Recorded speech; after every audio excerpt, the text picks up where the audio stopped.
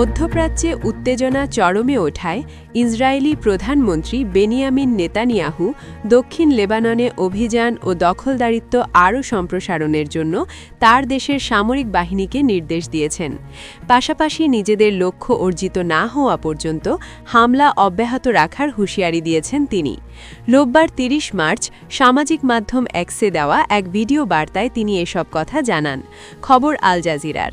Video বার্তায় Netanyahu বলেন, উত্তরাঞ্চলের পরিস্থিতির মৌলিক পরিবর্তন করতে ইসরায়েল বদ্ধপরিকর। লেবাননে সামরিক অভিযান অব্যাহত থাকবে। নিজেদের লক্ষ্য পূরণ না হওয়া পর্যন্ত ইসরায়েলি বাহিনী কঠোরভাবে অভিযান চালিয়ে যাবে। ২৮ ফেব্রুয়ারি ইরানকে লক্ষ্য করে যুক্তরাষ্ট্র ও ইসরায়েল হামলা চালায়।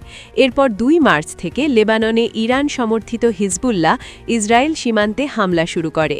ফলশ্রুতিতে লেবাননে ব্যাপক বিমান হামলা ও দক্ষিণ লেবাননে স্থল অভিযান চালিয়ে আসছে ইসরায়েলি সেনাবাহিনী।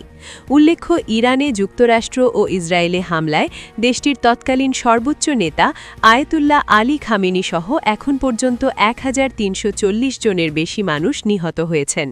এর জবাবে ইসরায়েল সহ জর্ডান, ইরাক ও মার্কিন সামরিক ঘাঁটি থাকা উপসাগরীয় দেশগুলোতে ড্রোন ও মিসাইল হামলা চালিয়েছে ইরান।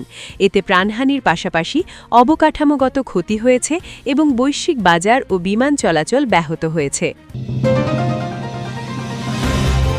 চ্যানেল বি+, নতুন সূর্যোদয়, নতুন বাংলাদেশ।